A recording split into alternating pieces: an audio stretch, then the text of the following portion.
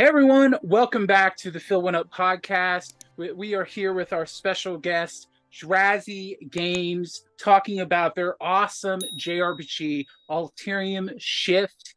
It looks absolutely amazing, and the moment I saw it, I was just totally surprised. Like my jaw dropped, my breath was taken. It looks fantastic.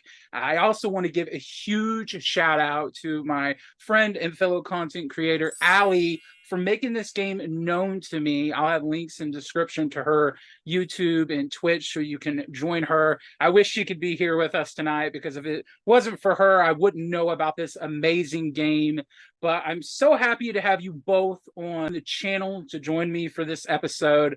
So how are y'all doing tonight? We are doing great. Happy to be here. Yeah. Sorry for the talking over each other. My mute button was messed up. Yeah, we're doing great. We've been working all weekend on bugs and new good stuff coming. That's awesome. So just to start out, tell a little bit about yourselves, your background, and how you got into games. Jacob, why don't we start with you first? Oh, sure. Yeah. A long time ago in a galaxy far. No, I'm just kidding. So a few years ago, I would say it's been about, I don't know, at least a decade ago, I started making RPG Maker games just as a hobby. That's what really kicked off my journey in game development. And I learned a lot over the process. I gained a lot of information from others, just getting feedback on how I could make a game better, make the graphics better, do all kinds of stuff. But yeah, that's where I kind of started, was with RPG Maker up until about now. Yep. And I'm Matsi. I have had a career in non-game development. So I currently am a chief technology officer at a digital marketing company. I've spent my career doing enterprise level software development, but I've always wanted to be a game dev. So I played the games back in the SNES era, got into development, went the more stable route, but I love role-playing games. And so in the process of me learning how to do game development, obviously later in my life, where I'm at now, I met Drattzy and we came up with this idea and we just took it and ran with it. It's interesting you talk about RPG Maker because I remember on the PS1 they released a couple of those. I also think they put out one on the PS2 where you kind of tinker around with it. And I remember NIS putting one out for the PS4 recently, and I thought about actually buying one of those, and I was like, I should tinker around with that. I wonder if I could make an RPG, because I have a lot of ideas for video games, but me and computers don't mix. It might as well be a caveman trying to turn on a PC because it just doesn't click. So that's really awesome. You started out with that. Yeah, that's really cool. So what inspired and influenced both of you to get into the video game industry in the first place? Matsi, what about you? Well, I hinted at it before. I mean, the reason that I'm in technology is because of video games. I started as a youth playing in arcades. I know those still kind of exist these days. And the Nintendo and Super Nintendo. I had a little bit of experience with Atari. I loved video games. I wanted to play them all the time. I started learning how to make them, and when I was a young kid, and it just brought my passion to life. And while I did go the more safe route, as I said earlier, right around the time COVID happened, I started getting back into it, and it was exactly like I was hoping. It's a lot to learn.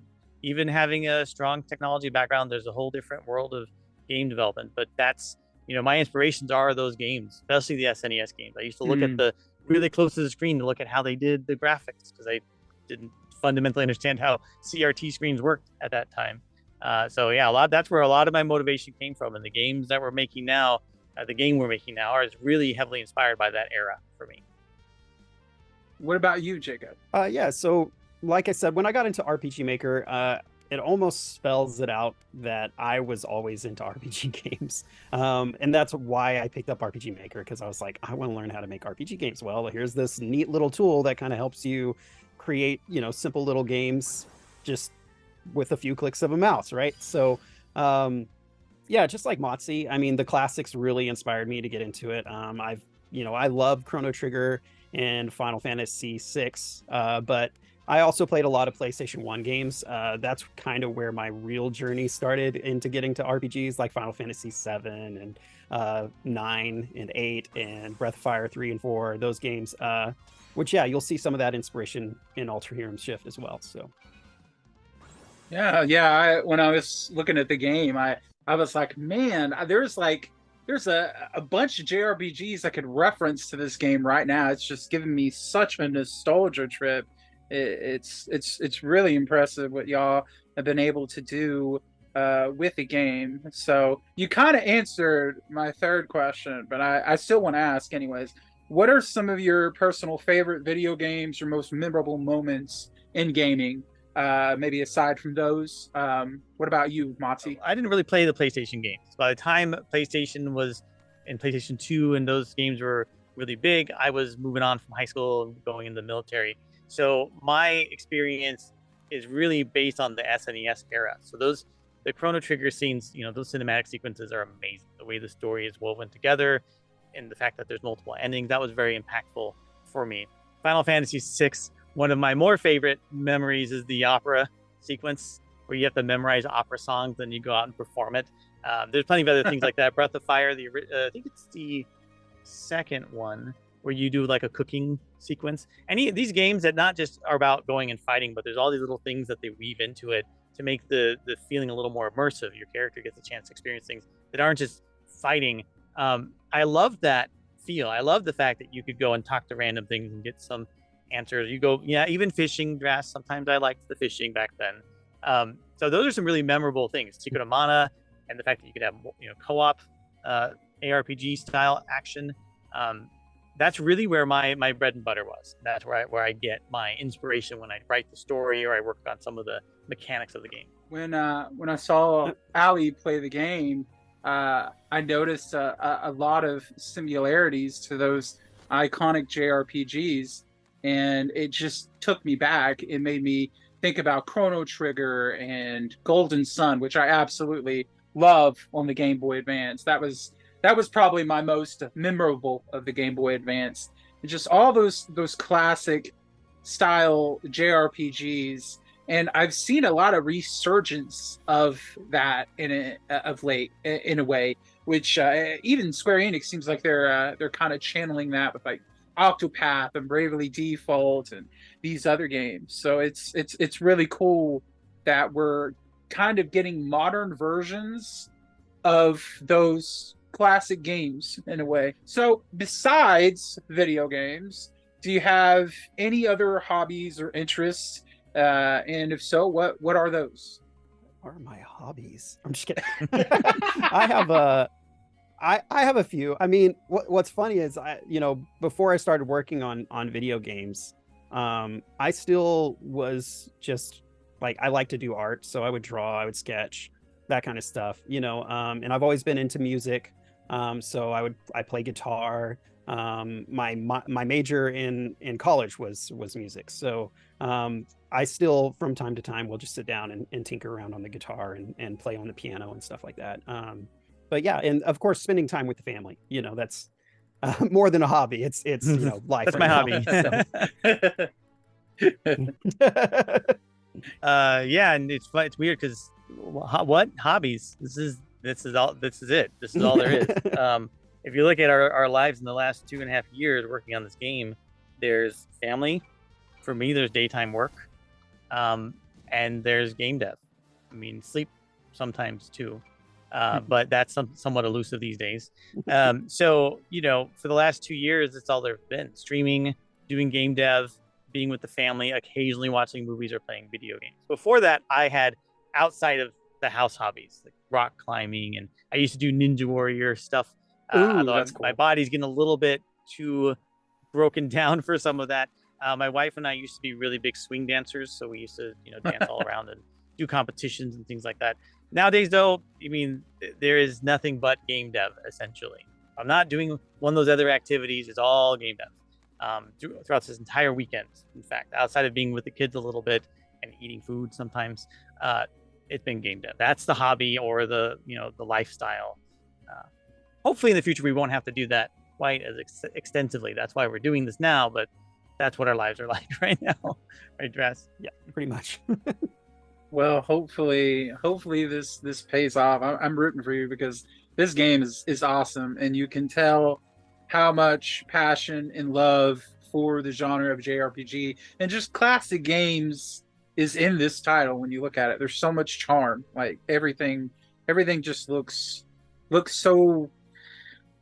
What's the word? I mean, I guess I could say nostalgia, but I almost like another.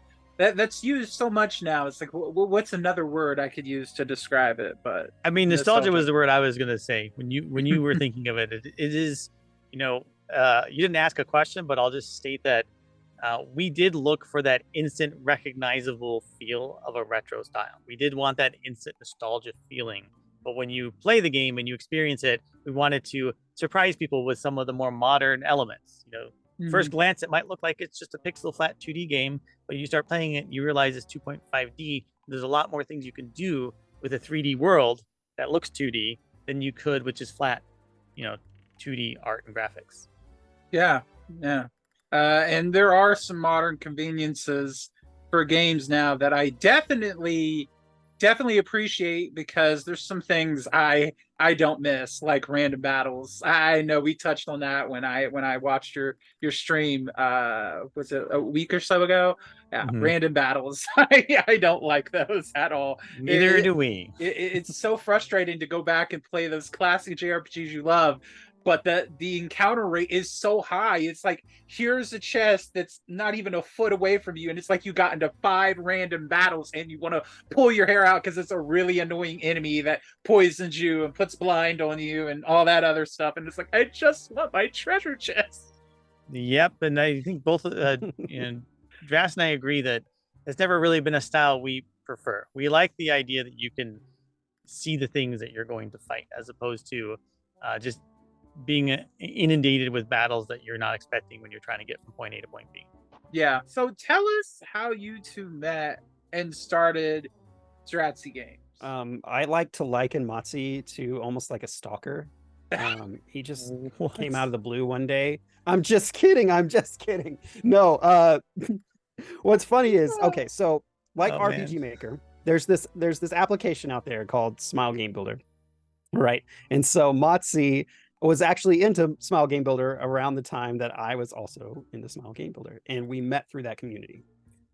So I guess Matzi tells this story a little bit better, because he was, what were you doing exactly? Why were you using Smile Game Builder? Why was I doing anything? Well, like I said, around the time that COVID, just before COVID, actually, like just at the turn of 2020, I had decided, I was playing like Magic the Gathering Online, MTG Arena. I was just staying up till 2 a.m. playing video games. And I just decided one day, I was like, I'm going to stop doing all that, and I'm finally going to start working on game dev.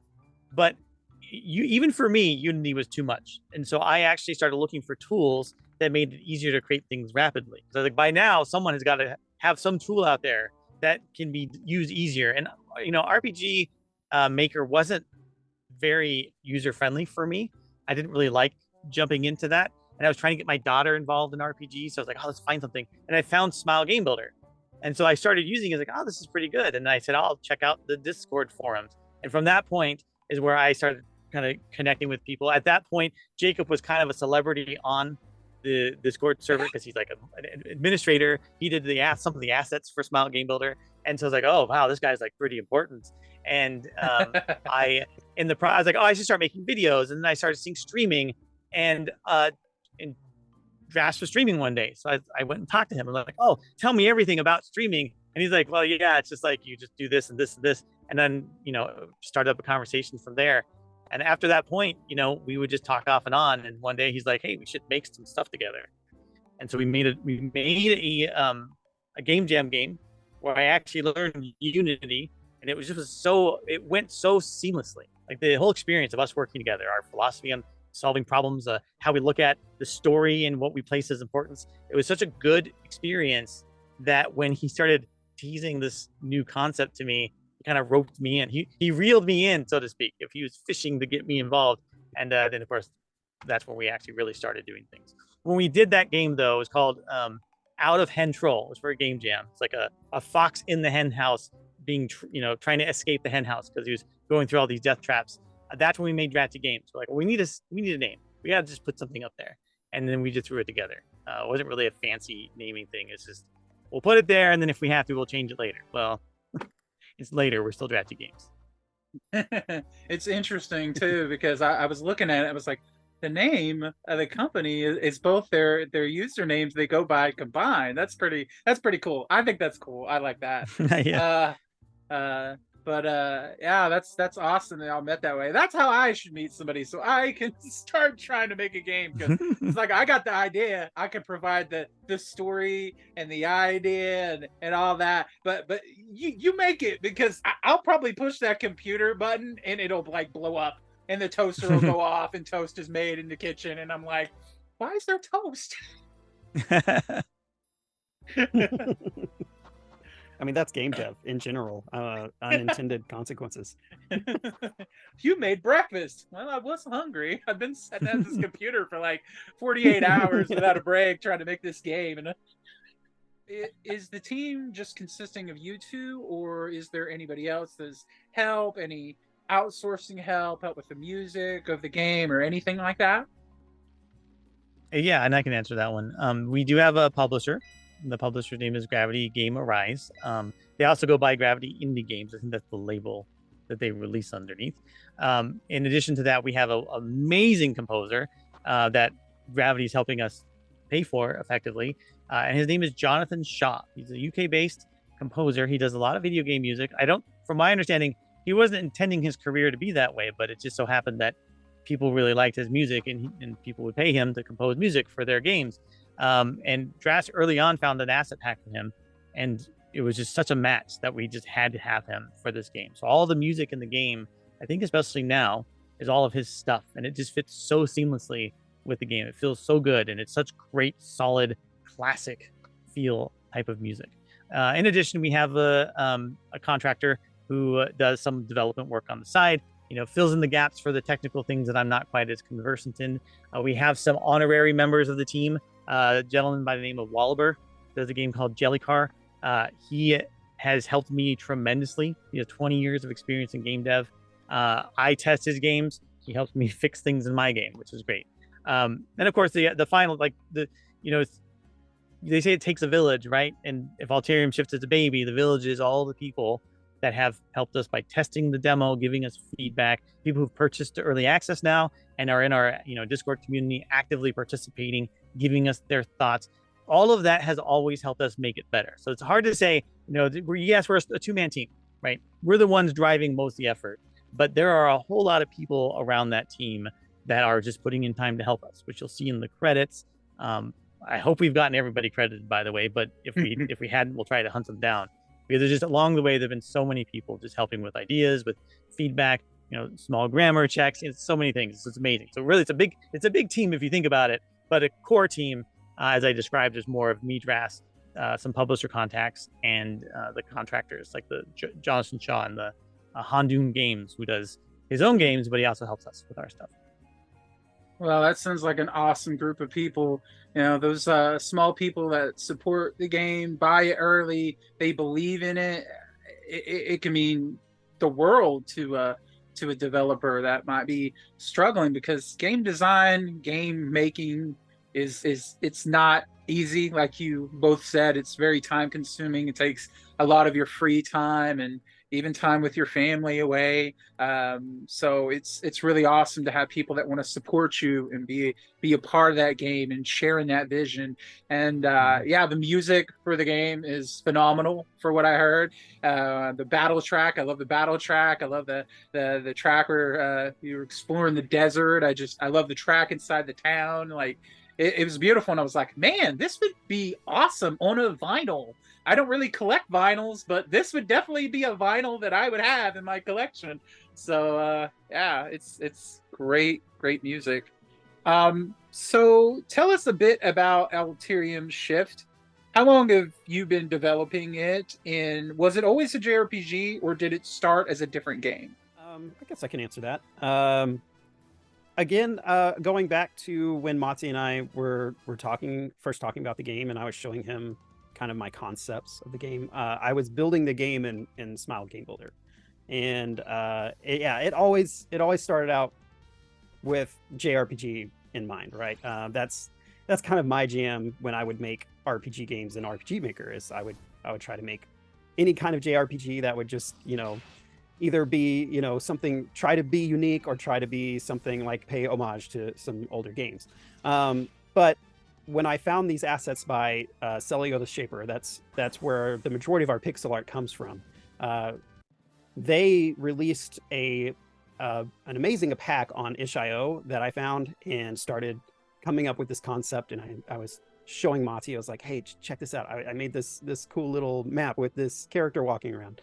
And that's when his eyes lit up, and he was like, I gotta be a part of this. And it started out a little bit as him just like throwing me more of those assets. He would just throw money my way and be like, here, make some more stuff. Here, shut up and take my money, Drattzy. It turned into, yeah, basically I was like, dude, stop buying these things for me, because I was like, I didn't feel good about, I'm very humble. I don't like people buying stuff for me. So I just was like, stop doing that. But then he eventually Mati was just like, I got to be a part of this. Eventually got to a point where I put all those assets together that he bought, and he was like, yeah, this is something that we got to make together.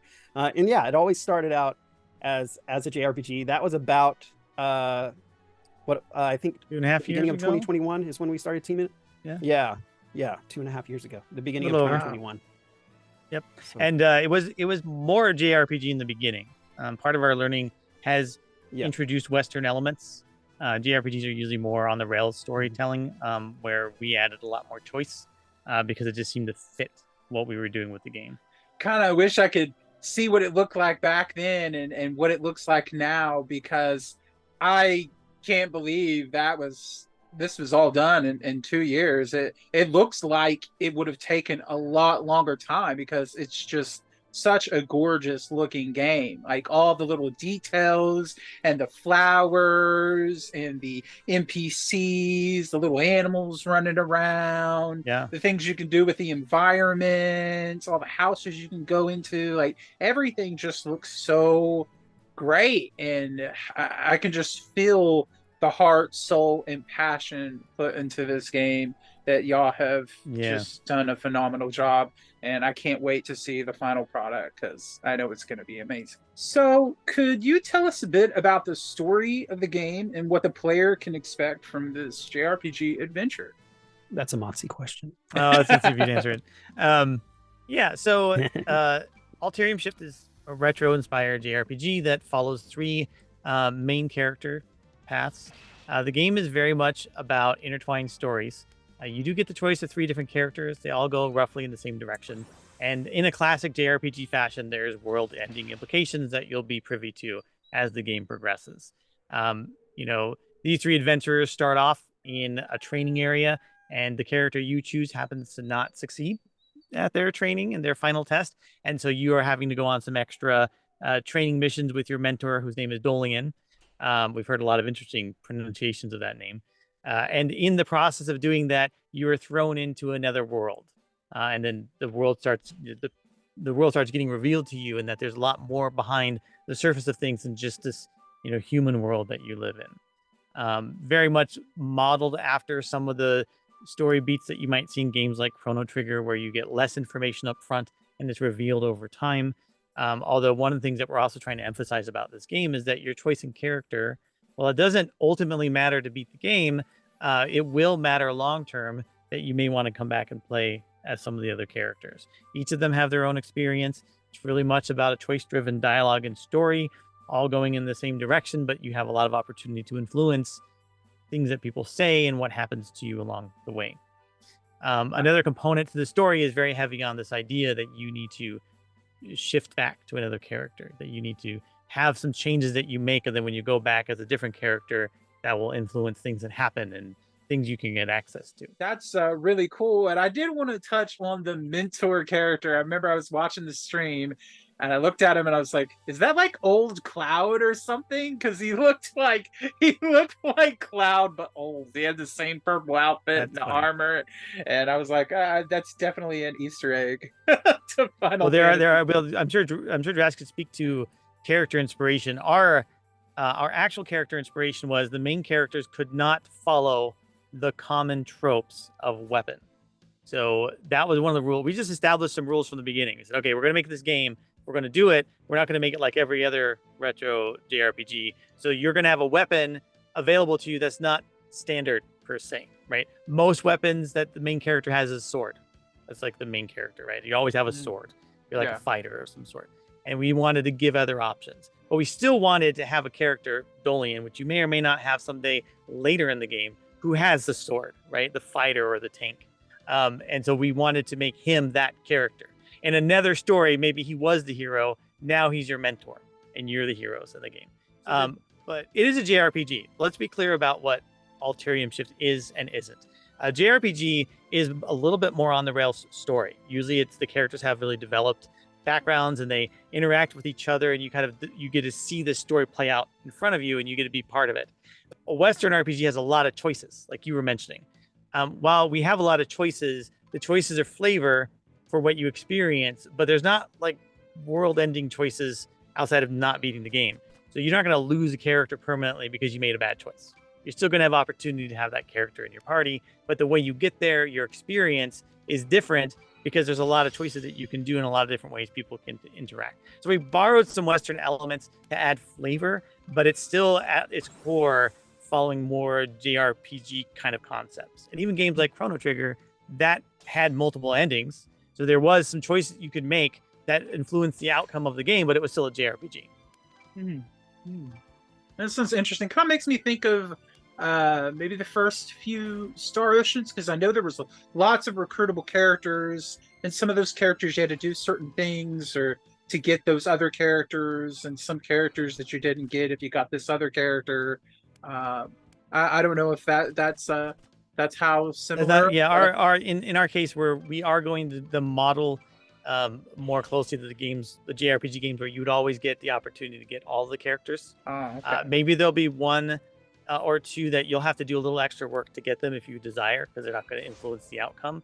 But generally speaking, you get the opportunity to get every single one in your party. One of our big features that we're working on right now and revising and making better is what we call the Echo Shift, and it allows people to go back and experience things differently as another character, or even as the same character. They can unlock other areas just by interacting with these special nodes that persist across all of your saves of the game. So for our it's what we call it, a persistent save feature. Wow. So basically, you activate this node and it changes colors, and that color persists throughout the entire the other characters that you're playing as, and there's save files.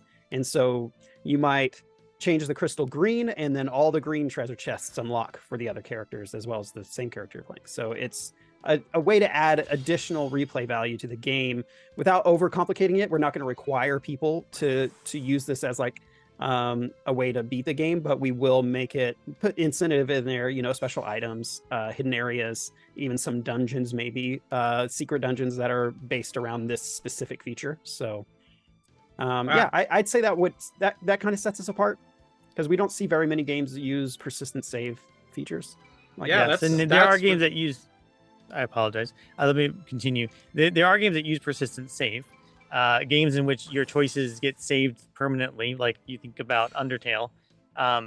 But we're using it in a way that Drattzy informs me, because he's more up to date on the more modern RPGs, isn't something you really ever see. You don't see something that it's just literally a switch that affects every single save, no matter what it is, at any given time. So you could literally jump around switching switches to get through certain puzzles, and that'll probably be one of the components someone might have to do. But in order to do that, you're going to need to play as different characters. And he did mention, like, there isn't you can beat the game with one character if that's all you want, although the incentive won't just be you get other equipment. There's possibly a reason why you may want to beat the game with all three characters. So we are going to try to make that palatable, so you don't feel like you have to grind to go back and play with all three characters. We're going to do some things to help that process along, but that is a major component. The other component, I'd say, that I don't know if it's that people aren't used to this, or if we're truly doing something that's that unique. The level of interactability in the game is really, really high.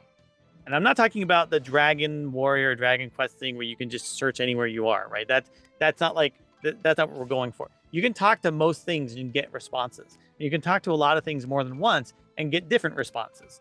And it doesn't have an overall impact on the game, but it gives you a feel of a living world. And we play with that a lot. And this echo shift thing ties into that. There are characters in the hometown of Summerton that if you shift that node to a different color, that character will be in a different spot in town and he'll say different things.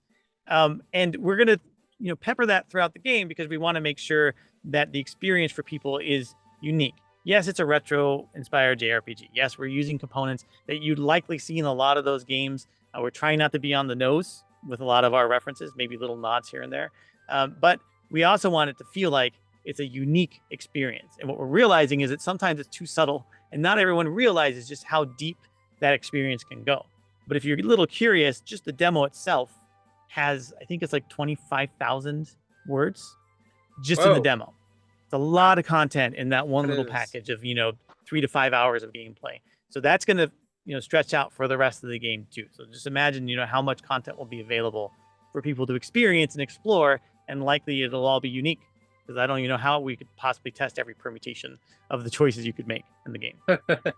That's really ambitious. Yeah, I haven't heard of a lot of JRPGs that do anything like that. And I know me, I would spend all my time with it. Like I can, if they say like, oh, estimated game is like 12 hours, I'll turn that into like a 30-hour game. For some reason, every game I play, I'm searching every nook and cranny. I'm stretching every little thing out. I'm talking to the same NPC like 5 times in hopes of finding some kind of secret. That's just how I am. How many hours do you expect it will take the average player to beat the game? And how many hours and playthroughs would it take to see everything the game has to offer? Yeah, let me answer, because this is a interesting question. When we set out with this game, I think we were looking for 10 to 15 hours of gameplay. And that included the idea that you had 3 characters that you could potentially play. Now, from what all accounts we've heard, the gameplay can be anywhere from 3 to 7 hours per character for the early access version. And 3 hours is like speed running. 7 hours, I would say, is probably an average per character.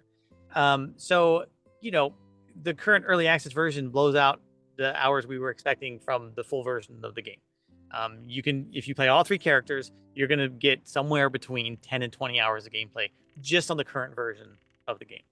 So you expand that out to the rest of the game, you probably double those numbers for the averages, right?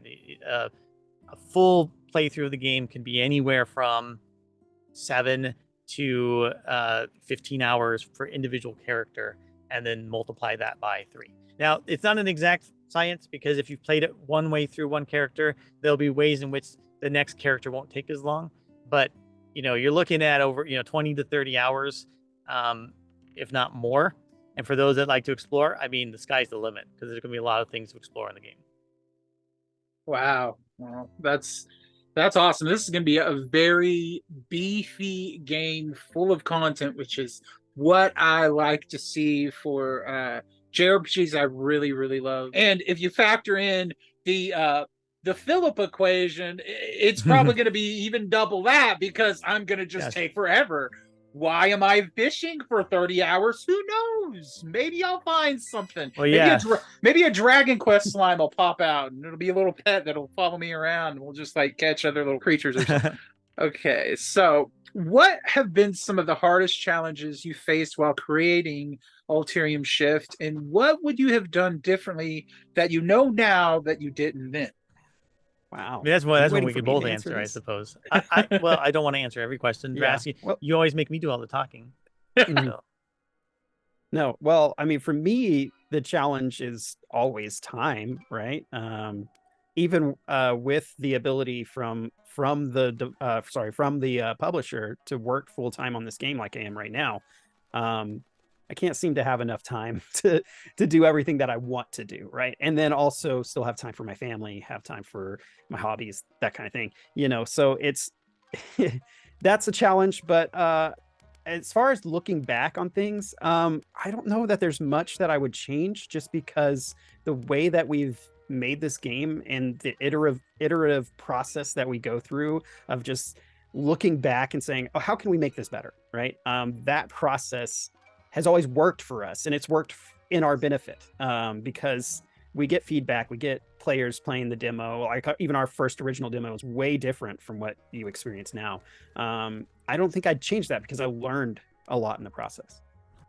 Yes, and to that I concur wholeheartedly.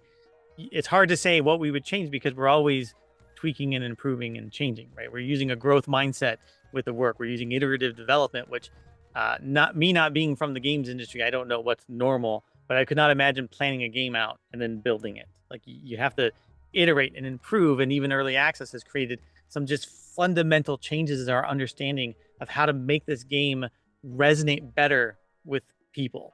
But I will say that from my perspective, the biggest challenge has been taking a game engine that was never designed for what we're doing and over time building it up to do what we want it to do.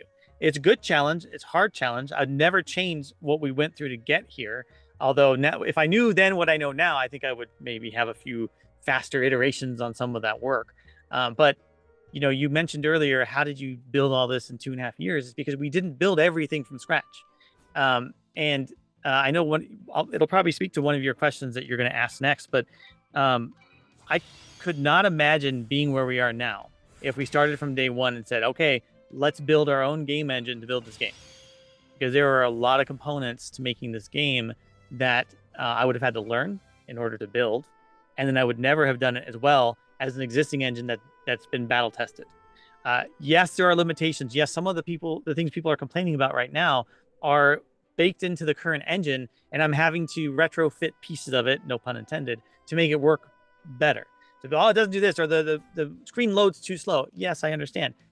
We are using an engine that is kind of bolted into Unity, and it works really well for what it does, that I'm having to work around and learn how things work and piece it together. And that is always a challenge because things are going to break because I didn't do something quite right. And then it might break in a bunch of places and there's bugs. And so it's a lot of work, right? And just the sheer workload, right? 2 guys doing most of the content. We have to write content. I have to do coding. Drattzy's got to do all the visuals. We got to write story. We got to do marketing. We've got to do businessy stuff like spreadsheets and things. And all of that is happening at the same time. All of it's a lot. I wouldn't trade it, but it is a lot for us to try to do. And that's why we don't do anything else besides family and my day job. Some of my favorite indie games have been from small dev teams of 1 or 2 people.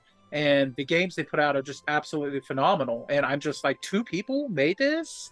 1 person made this? This is amazing. And it just shows you how much talent is out there. You don't really necessarily have to have a massive load of money to be able to do things, though it would make it easier. You can still make really impressive things that people adore, as long as you have the passion and the dedication, and assuming you have some time to do it. Yeah, exactly.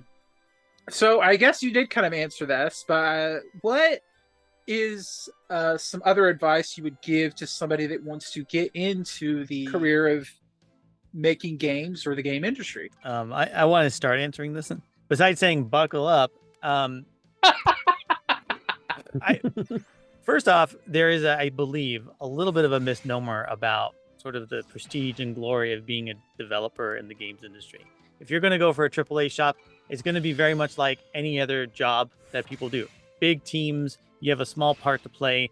Games industry, from what I hear, is very grindy. So you're working like we are right now, but I think the passion may be harder to generate because you're in a bigger company. Indie devs don't typically succeed. And I'm not trying to be negative towards that, but it's hard to find. Even you can make the most perfect game that is the best game ever, and if people don't buy it, then you spent all that time and you got no results from it. So if you're going to get into the industry, you got to be aware, eyes wide open about what you're actually getting into. The risk is high. The drive can't just be, I'm going to make this great game and people are going to buy it. You have to learn about all the little pieces, or find a partner or 2 that you can work with that can fill in the gaps. And that's true with any startup company, but in games industry, you have to wear so many hats. You've got to be prepared for that. So rather than dive into the industry, what I would say you should do is just start learning about it. Do pick up a hobby, start entering game jams, start finding what you're going to use. If you're going to be the developer, figure out the tools that you want to use and start experimenting. Game dev isn't like you're going to start with a perfect idea and build it. In fact, throw any perfect idea you have, throw it out, because that's going to hamper you from your progress. Start with just any idea. Do something random and then build your knowledge so that when it's time, you can actually focus it when you find the right fit. And I would honestly say, from our experience with Alterium Shift, when you see the traction, you'll know it. You'll know when you have a good idea because people will start responding to it. Then you dig in. But before that time, don't like quit your job and pick out this, unless you're so confident that this is going to be success. First, really learn, meet people in the industry, find your engine, test it out, and then work towards where you're going to go next from that. I know I said a lot of words there. I know, Jacob, do you want to add anything to that? I don't think I could say anything better, because the path that I took isn't for everybody, right? Everybody has their own individual approach to entering any kind of hobby that might turn into a job one day. And that's what it was for me. It was a hobby first. I was just having fun. I was learning. I was putting my stuff out there for people to look at and get feedback on. And that would be my number one thing is, if you do start something, don't be afraid to share it with others. Don't be afraid that somebody's going to steal your idea. Put it out there. Because if you actually have something, again, like what Matzi's saying, if you actually have something, you'll see the traction. You'll see people engage with you. And then, at that point, it's go time. Well, and nobody, everyone thinks that their idea is the golden goose. Nobody, sorry, I'm going to be really blunt. Nobody cares about your idea. It's not because it's not a good idea, but because everyone who's in the creative space has their own idea, and their idea is the one that's great. So when you start like saying, here's my great, fantastic idea to some developer who's not interested, they'll be like, yeah, that's great, whatever. I'm going to go do my own thing. So getting it out there means nothing. You can show your code and no one's going to steal your code, because it's just not, there's so much creativity involved in this. It's only you that can do it. And what Drattzy was saying is my favorite joke is, how did you get success? Well, look, there is this sort of fallacy that when you find success, people can repeat what you did to get there. And if you want to be successful like me and Drattzy, let's say we this launches and everything is as we hope and dream. Okay, well then what you do is you start as a child and you get interested in video games. And then you go through your life thinking you're going to be a game dev, but then you go in the military. And then after the military, you get a job not in game dev and spend 18 years in that job. And then you start doing game dev. You want to do what I did, that's what you have to do, which is like a, 40-year path. Or you just download RPG Maker on a whim one day and just start making stuff. It's like you can't replicate that path. You heard it here, folks. Tech notes. So in your honest opinion, what is the most important thing that JRPG needs to accomplish in order to be truly great? That's another thick question. I've got the good ones, don't I? There's not. I wouldn't say there's a secret sauce. The games that came out that were popular, they were experimenting at the time, right? Mm-hmm. They didn't know one way or another that they were going to be a success, and that's kind of how you learn and how you become better at what you do. Yes, there's certain things that you can do that create a formula that works for certain games and certain industries. But I don't know. That's so hard. I don't know if Matzi has anything. Yeah, I do. I didn't invent this. I didn't invent this. There's a developer named Thomas Brush. He did a game called Pinstripe and a bunch of other games. Has found some pretty good success, and he does YouTube videos. And one of the things that he talked about as a basic formula is make something that is familiar but different. Especially if you're not if you don't know that this niche idea is going to be the next best thing, then go with something that people already like, but then put your own spin on it. Especially if you're passionate about that type of game. It's kind of what we're doing, right? We're taking something people know and like, but we want to make it feel unique. You set a baseline expectation, and then you kind of reverse some of that expectation. You surprise people, and that engages them more on the game. This isn't me talking as an expert in the games industry. I am taking a cue from Thomas Brush, who really is good at breaking that down because he's had success in that area. But it's a really good basic way to look at it is what makes a great JRPG? Well, first of all, start with the basics that people like. Learn what the hero's journey is, because that is a writing style and path that people have been using for ages, before video games existed. So if you learn about the hero's journey, you'll see all the beats that people put in there. Find the games that you like, and then do something derivative that is your own style and spin that isn't completely directly ripping it off. And when you talk about what makes a great JRPG, then it hits those key points. It has those elements that harken back to what you're used to. It brings new elements in that engage you and bring your interest, but it feels comfortable, right? That's not the tried and true perfect answer, but I think in general terms, if you look at all these games that have found recent success, you'll see elements of that. Octopath Traveler, it's a pixel 2D, 2.5D HD2D game that brings new modern elements, but makes people remember what they liked and is engaging enough that new people who've never played those games in the past still are interested in it. So when people play your game, what do you want them to truly enjoy and appreciate about it? Something special you want them to take away from the overall experience? Do we have the same? I don't know if we have the same goal on this one, Drass. I don't. To be honest, I haven't thought too deeply about that. I keep catching you both off guard with these hard questions.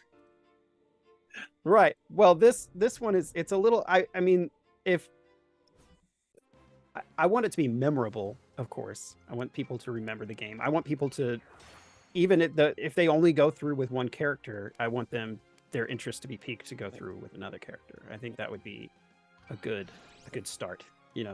Even halfway through the game, if they get the urge to be like, okay, I really want to try another character, I think we've done pretty good there. And I'm sure Motzi has a lot on top of that to add. Yeah, I have mine is I have a legitimate answer because it harkens back to what I liked about games. And the best example I can give is the aha moment that everything is changing and it's not what you expected. A lot of games bring these elements in there. I'd say Final Fantasy VI is more like standard, even though there's variation. It's like, I kind of expect all this stuff to happen. But Chrono Trigger for me was this like goosebump moment where you're like, I don't know what this game is. I'm at this fair. I ran into this girl. I had no idea what was going on in that game when I first played it. And then the sequence in which you go through that warp and you're in a whole nother world and you're discovering that discovery feeling. Like I'm getting goosebumps thinking about it right now. If we could make that happen for people, that would be, for me, the main goal. We're being very transparent about some of the story elements. We're trying not to spoil too much. So some of it we're kind of giving away, but the idea that someone could pick up this game and be like, oh, what is this thing? And then as they're exploring, like, oh, this is more than I thought. And you just it just unwinds and unwinds and unwinds. It's like layer upon layer. And you realize that it goes much deeper than you thought. And then you're just like, whoa, what is this about? And you want to explore, you want to play the other characters because you want to know what's next. You want to know how it all fits together. And we are trying to weave all of that lore into the game. We want to make you feel like there's much more to the world than just linear point A to point B plot. I mean, at the end of the day, all these stories, they have a point A to point B. How you get there, I think, is what matters, right? It's the journey, not the destination. Although we want to make the destination be memorable too. So that's where I really every time we're thinking about how the story feels for people, we want to hook them. We want them to feel like they're getting something out of it and that they're engaged. They care about the players. Not everybody cares about our characters right now because, we're still working on making them more memorable. And that's hard. And we want them to care about them. So yeah, I mean, it's all really about that feeling. And I'm going to tangent for a second. Even outside of games, movies that do that are things that are super memorable for me. Movies that have this sort of twist to it where you realize not everything was what you thought it was. And you then get to explore it further. You go watch the movie again so you can see the things you missed the first time. And we want to have that element mixed in there. So, final question. JRPGs have some of the most beautiful physical releases and collector's editions on the market. So, would you like to have your game physically? And if so, what would be your dream collector's edition that you would want everybody to enjoy? That's funny. Motzi just messaged me and said that this question is all me.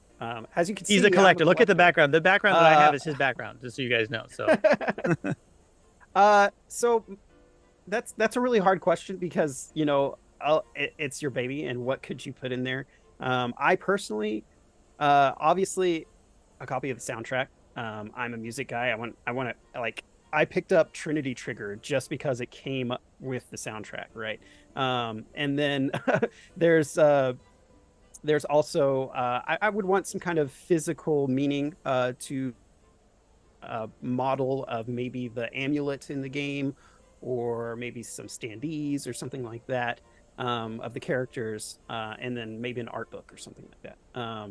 There's a lot more that you could do, you know, and even like just including a manual with the game. I loved manuals back in the day. I mean, it's just, you know, those little things that, you know, kind of remind me of when I would open a game and I would just pick through it and see what it came with, you know, that kind of thing.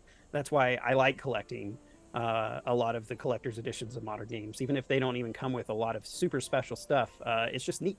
I like seeing the different things that they could put in there. So, well, gentlemen, this has been really, really awesome. Everybody, if you haven't checked out the game Alterium Shift, I will have links in the description for the game. Gentlemen, is there anything you want to say before you end this video? Well, other than thank you for having us, this has been really fun for us. I want to add that check out the Steam page and realize the demo is the same version of the early access. So if you're not sure, try the demo. It just cuts off after Act 1. And also, we are very open to feedback. Find our Discord, come to the Steam community pages. We will respond to you. If you have serious concerns, let us know. We want to support you. We are actively developing. We're on patch 23 or 24 right now. So, you know, we're constantly making updates. So we want to encourage anyone to join this with us. This is our partnership with you. We will work with you. We're not just going to take your money and run. We are here for the long haul, and we want you to engage with us and let us know how it's going. All right. Well, thank you so much for joining us for this episode. If you're not subscribed to the channel, please consider doing so and joining the One-Up family. And until next time, happy gaming, and let's all one-up our collection together. Bye, everyone. Bye, all. bye.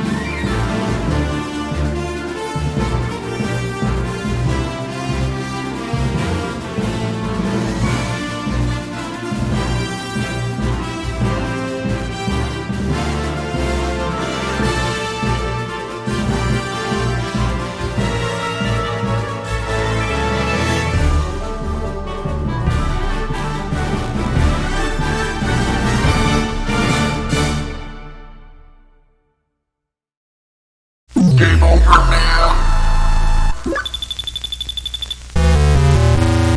Bill One-Up collects. Subscribe to join the One-Up family today, and let's all one-up our collections together. Happy gaming and collecting, everyone. See you real soon.